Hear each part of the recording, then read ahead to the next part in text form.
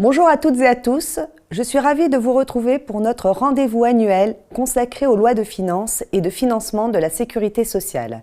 Cette année, l'adoption de ces textes a été plus tardive que d'habitude, en raison du changement de gouvernement. Résultat, un calendrier de diffusion décalé, mais une analyse toujours aussi rigoureuse. Et on commence tout de suite avec un zoom sur les mesures qui concernent l'impôt sur le revenu. Constance, c'est à toi. Pour débuter, et comme chaque année pour neutraliser les effets de l'inflation sur le niveau d'imposition des contribuables, le barème de taxation a été revalorisé pour tenir compte de l'inflation. La revalorisation est donc d'1,8% pour les revenus 2024 imposés en 2025. En matière d'impôt sur le revenu également, une nouvelle contribution, la contribution différentielle sur les hauts revenus, perçue en 2025, la CDHR, est instaurée. Elle vise à assurer une imposition minimale de 20% à l'impôt sur le revenu pour les contribuables disposant des revenus les plus élevés. Elle s'applique pour un an au titre de l'imposition des revenus de l'année 2025. Elle est distincte de l'impôt sur le revenu et de la contribution exceptionnelle sur les hauts revenus, la CEHR, actuellement en vigueur. Sont concernés les contribuables domiciliés en France dont le revenu tel que défini ci-après excède les seuils suivants.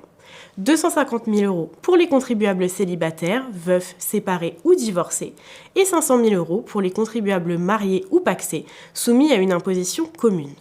Le revenu pris en compte pour déterminer ce seuil d'assujettissement est défini par rapport au revenu fiscal de référence, qui intervient également en matière de CEHR, ainsi que pour l'octroi de certains avantages fiscaux ou prestations sociales. Ce revenu s'entend d'une manière générale de revenus nets imposables, majorés de certains revenus exonérés, d'abattements ou de charges déductibles. Mais ce revenu fiscal de référence fait l'objet de retraitements supplémentaires, conduisant à une minoration de ce montant. Il est diminué de montant des revenus exonérés ou d'abattement d'assiette et certains revenus ne sont retenus que partiellement. Cette contribution sera calculée par l'administration fiscale et recouvrée par voie de rôle en 2026, mais elle devra faire l'objet du versement d'un acompte en 2025 égal à 95% du montant de la CDHR estimé par le contribuable et à verser entre le 1er et le 15 décembre 2025. Merci Constance pour ce premier tour d'horizon. Et du côté des dons faits par les particuliers, qu'est-ce qui change cette année ? La loi de finances prévoit les mesures suivantes visant à encourager les dons effectués par les particuliers au profit de certains organismes d'intérêt général ou reconnus d'utilité publique. Tout d'abord, une extension du régime des dons à la Fondation du patrimoine à l'ensemble des dons réalisés au profit des fondations d'utilité publique agissant pour la conservation et la restauration du patrimoine immobilier religieux. Et ensuite, la pérennisation de la limite de 1 000 € dans laquelle les dons Coluche ouvrent droit à une réduction d'impôt au taux de 75% et une extension de ce régime aux organisations d'intérêt général luttant contre les violences domestiques. On change de domaine maintenant. Parlons immobilier.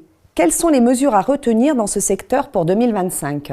Signalons tout d'abord une modification dans le régime des plus-values immobilières réalisées par les loueurs en meublé non professionnel. En cas de cession de l'immeuble donné en location, les amortissements déduits du résultat fiscal devront être ajoutés au montant de la plus-value immobilière. Seront dispensés de cette réintégration les biens situés dans les résidences étudiantes, des établissements pour personnes âgées ou handicapées et dans certains établissements de santé. Pour rappel, le statut de LMNP concerne les foyers fiscaux dont les revenus annuels de location meublée ne dépassent pas le seuil de 23 000 € ou n'excèdent pas les autres revenus professionnels du foyer fiscal. La mesure s'applique aux cessions réalisées à partir du 15 février 2025. Également, le dispositif Loc-Avantage est prorogé jusqu'en 2027. Ce dispositif permet aux bailleurs qui louent un logement avec un loyer inférieur au prix du marché à des locataires aux revenus modestes de bénéficier d'une réduction d'impôt à condition de signer une convention avec l'ANA. Il est donc prorogé jusqu'en 2027. Et en ce qui concerne les plus-values sur cession de titres par les dirigeants d'entreprise, y a-t-il des évolutions à signaler ? Oui, les plus-values de cession de parts de sociétés passibles de l'impôt sur les sociétés, réalisées par les dirigeants qui cèdent leur société à l'occasion de leur départ en retraite, sont, sous certaines conditions, réduites d'un abattement fixe de 500 000 € imputé sur le gain net. Cet abattement est applicable que les plus-values soient imposées au prélèvement forfaitaire unique, la flat tax, à 30%, ou selon le barème progressif de l'IRPP. mais il n'est pas applicable pour le calcul des prélèvements sociaux. Outre les conditions relatives à la taille de l'entreprise, à la nature de l'activité exercée et au type de fonction exercée par le dirigeant, la cession doit porter sur l'intégralité des titres détenus et le cédant doit en outre cesser toute activité de direction ou salarié dans la société et faire valoir ses droits à la retraite dans les 2 années suivant ou précédant la cession. Quelles sont les nouveautés ? Ce régime qui devait prendre fin le 31 décembre 2024 a été prorogé jusqu'au 31 décembre 2031. Et en cas de cession des parts au profit d'un jeune agriculteur, un JA, s'installant pour la première fois, l'abattement sur le montant de la plus-value est porté de 500 000 € à 600 000 € et peut s'appliquer à une cession échelonnée sur une période de 72 mois à compter de la première cession. Cet abattement fixe de 600 000 € est applicable aux cessions réalisées depuis le 1er janvier 2025 et aux contrats de cession échelonnés dont la première cession est réalisée depuis cette même date. Merci Constance. On enchaîne avec un sujet toujours sensible, les donations et les successions. Des nouveautés importantes cette année ? Oui Maria, une nouvelle exonération de droits de mutation est temporairement mise en place pour les dons familiaux. Elle concerne les dons en argent effectués entre le 15 février 2025 et le 31 décembre 2026 au profit des descendants directs, enfants, petits-enfants ou arrière-petits-enfants, ou à défaut des neveux et nièces. L'exonération est limitée à 100 000 € par donateur et par donataire, avec un plafond global de 300 000 € par donataire.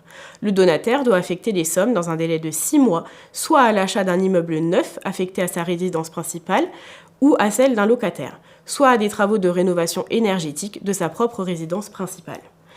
Et les seuils d'exonération de droits de mutation à titre gratuit des immeubles ruraux loués par bail rural à long terme est également relevé. Le plafond de l'abattement de 75% est porté à 600 000 € en cas de conservation des biens pendant 5 ans et à 20 millions d'euros en cas de conservation des biens pendant 13 ans supplémentaires, soit 18 ans. Ce seuil de 20 millions d'euros s'applique aux transmissions à titre gratuit intervenant à compter du 15 février 2025, comme confirmé par le gouvernement. Et pour finir, y a-t-il du nouveau en matière d'impôts locaux ? En particulier pour les terres agricoles. Oui, le taux d'exonération de taxes foncières des terres agricoles est relevé. Il est porté de 20 à 30%. Pour rappel, en application de l'article L415-3 du Code rural et de la pêche maritime, le montant de l'exonération de la taxe doit être intégralement rétrocédé au preneur pour les terres prises à bail sous la forme d'une réduction de la fraction de la taxe mise à sa charge par le propriétaire ou d'une réduction du fermage. Merci Constance pour cet éclairage complet. La loi de finances pour 2025 contient plusieurs évolutions significatives, tant sur l'impôt sur le revenu que sur l'épargne, la fiscalité immobilière ou encore les transmissions. Ces mesures peuvent parfois avoir des effets concrets dès cette année, alors n'hésitez pas à solliciter nos experts. Merci de votre attention et à très bientôt.